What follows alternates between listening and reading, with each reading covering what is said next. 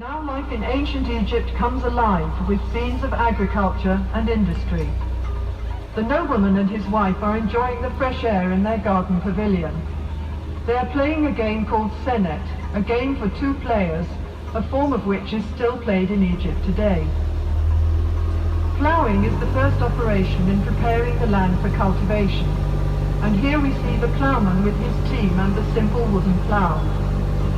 After ploughing, the heavy clods of soil are broken up with a hoe, and then furrows are made with the broad-bladed mattock. The sower scatters the seed from a small bag or basket, and sheep follow the sower to press the seed into the tough soil with their feet. Beside the houses in the background are pigeon towers.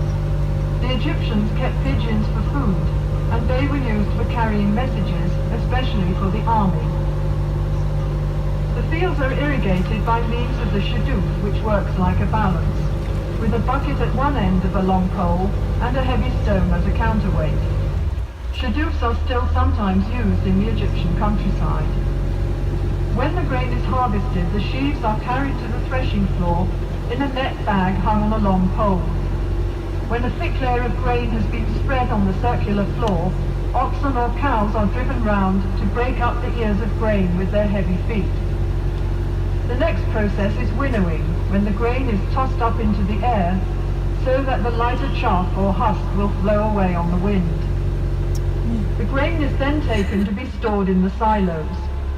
The scribe makes a careful record of all the grain which is being stored. This was important for taxation purposes, as there was no money in Egypt in pharaonic times.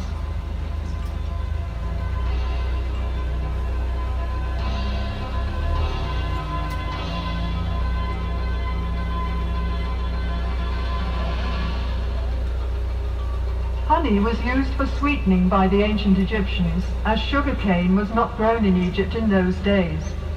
Beehives were made of pottery tubes piled up in rows, and in some parts of the country, beehives are still made this way today. The River Nile was the main highway of communication in pharaonic times, so boat building was an important industry. Small boats were made of bundles of papyrus tied together with ropes.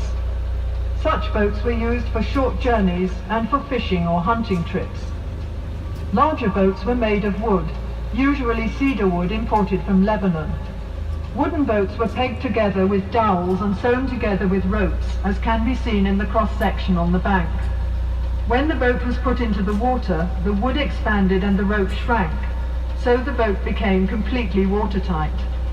A royal boat of this type can be seen in the museum beside the Great Pyramid of King Cheops at Giza. The palm tree was a valuable resource for the Egyptians. The trunk was used in house building, and the branches provided fronds for making mats and baskets, while furniture and boxes were made from the ribs. The boxes were used for storage and as cages for small animals and birds. The Egyptians today still use the various parts of the palm tree for the same purposes. There were many different kinds of fish in the Nile and its canals which made good food, and fishing was also popular as a sport. One method of fishing can be seen here, where a net is stretched between two boats, and the fisherman hits the water with a stick to frighten the fish into the net. Let's see if he's been lucky today.